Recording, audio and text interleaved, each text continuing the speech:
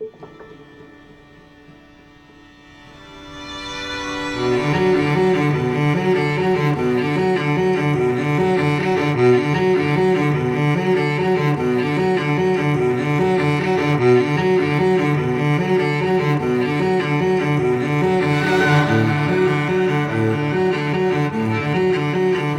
2007, I enlisted in the Michigan Army National Guard. I wanted to be the person to hopefully give back to my community in some capacity.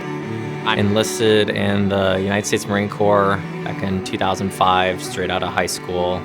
I found myself fall 2006 in Ramadi, Iraq. I heard the Marine Corps was the toughest out there, so of course I had to go there. I had a degree in Middle East and North African Studies and Arabic.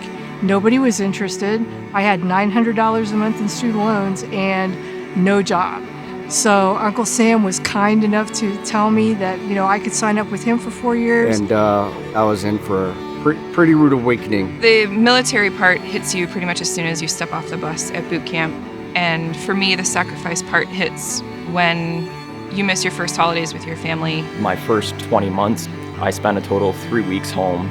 I'm leaving in 2 days. I don't know if I'm going somewhere hot, but I have to get on the plane and go. Men and women, when they sign up to serve, they don't always know exactly what they're getting into. Nobody tells you the horror of seeing a friend blown away. Nobody tells you that you're going to have to haul a body for a quarter of a mile, pick up body parts and put them in a bag. Nobody tells you you're going to lose.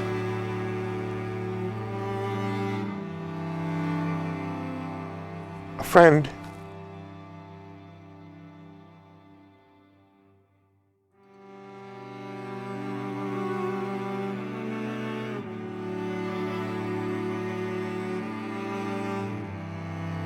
It hit me like a ton of bricks. Interesting, stressful. Absolutely tough. Our job basically was to get ambushed. I went from feeling like I was 21 to 40. You never know what's going to happen, and Murphy's Law is a hell of a thing. It changes you to your core. And we shot a missile and dropped a bomb on a van, like a panel van, and the panel van's on fire, the doors open up, people start running, so you're chasing them. You're now flying around to kind of follow them to shoot again, and there's the driver with no legs. I mean, he's bleeding. But you're coming around so you can kill his buddies. You don't even really think about it anymore. You're just doing it. It's another day, just another day. I was either shot at or mortared. Every day I was there. Then you get about 6 months to a year out, and then it's, holy shit, what did I do? When I came home from Afghanistan, one of the more shocking experiences for me during my military experience was the fact that my daughter didn't know who I was. She was afraid of me. My oldest daughter wrote this speech for Veterans Day. My dad was deployed for 3 years. Now, think back to your school pictures 3 years ago. Tell me nothing has changed. That's the true test of patriotism. The sacrifice. When you go into the military, they take 6, 8, 10, 12 weeks to train you how to operate in that milieu.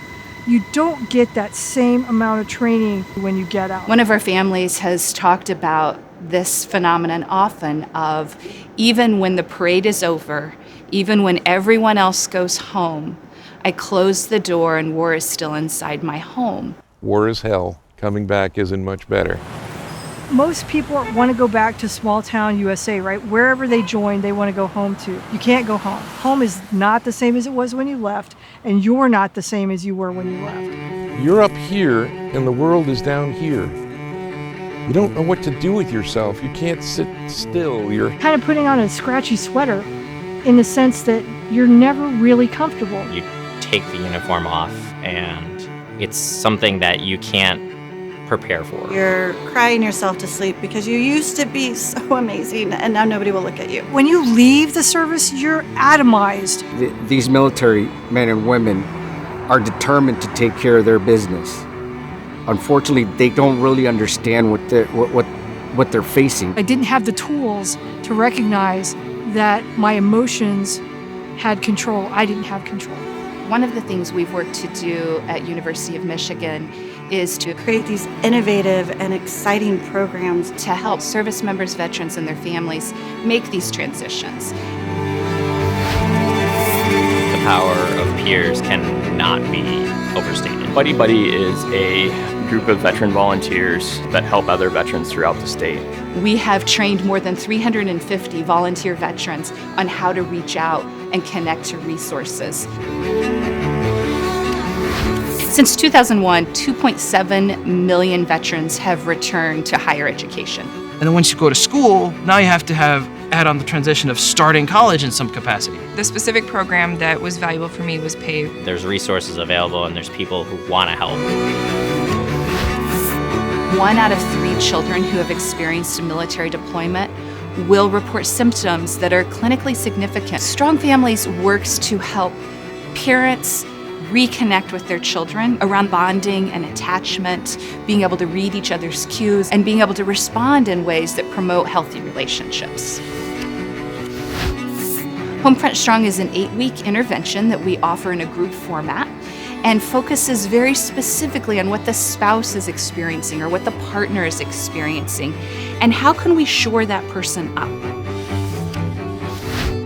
Research is coming out showing that our female veterans are struggling, and they're struggling mightily. And all I knew was I was super depressed and I wanted to run my car into a tree. They're struggling more with suicide, more with alcohol use and abuse, and in general with their transition back to the civilian world. One of the programs I work on is near and dear to my heart because it's specifically for female veterans.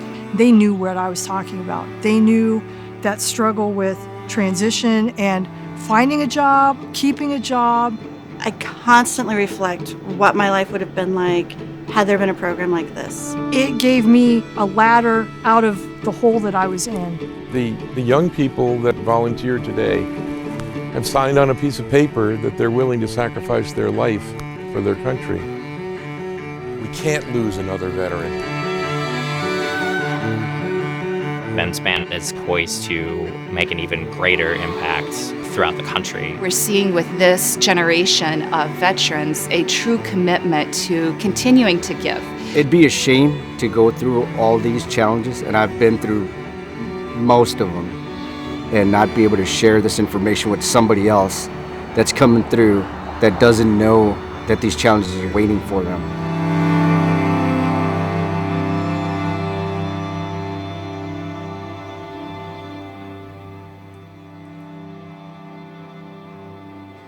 It's been great to be able to help people. I hope to do more of it.